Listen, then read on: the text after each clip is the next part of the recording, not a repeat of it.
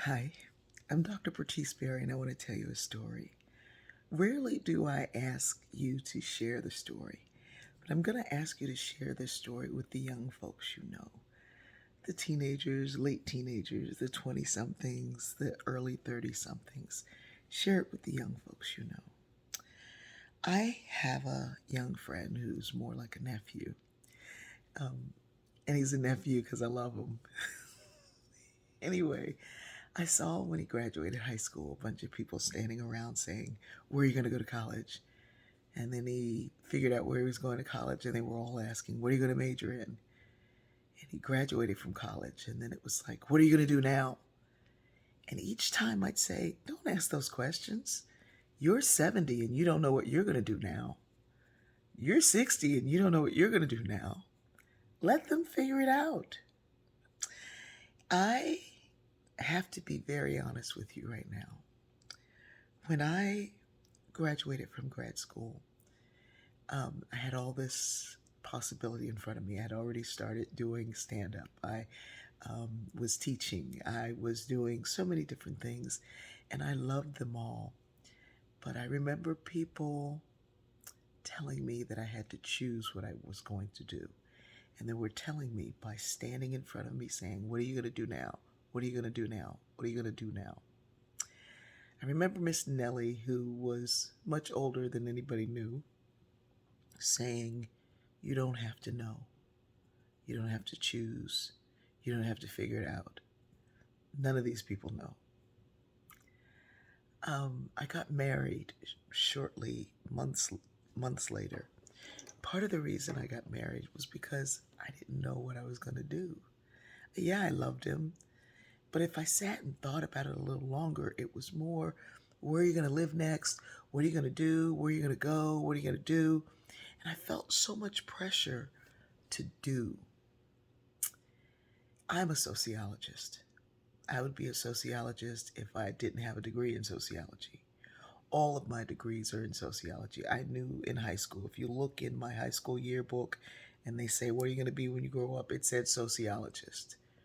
I am a sociologist, but I've been a sociologist as a talk show host, as an author of fiction and nonfiction, as a comedian, as a writer, as a mother, as a grandmother. I'm a sociologist. Purpose is not about what you do, it's about who you be. And we are forcing on our young folks the same things that were forced on us. I'm not saying that you just wander around life and expect someone else to pay your bills. You know the four freedoms. The four freedoms require that you take care of yourself. The very first freedom require that you take care of yourself. The second, that you take care of others. The third, that you take care of the greater good. And then once you do that, you can do whatever you want to do. But figure out who you be. It is a travesty that we go about putting ourselves onto something, into somebody's life, and in some place simply because we don't know who we are, and then trying to figure it out together. Two question marks trying to be an exclamation mark. It's never going to work. Figure out who you be. What is your nature? What are you like? How can you evolve? Because then when you come together with someone, when you come together in a job, when you come together with a community, you can evolve in a way towards your nature, towards your purpose.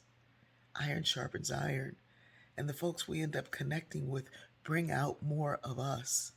Or you end up being what somebody else desires. Because if you don't know who you are, as Jesus said in those Gnostic Gospels and Gospel of St. Thomas, when you don't know yourself, you will always be in poverty, for you are the poverty. I love you, and I know we're going to get there, but we have to get there whole. We have to get there being who we are meant to be, who we are. Stop trying to force somebody into your camp simply because you don't know who you are.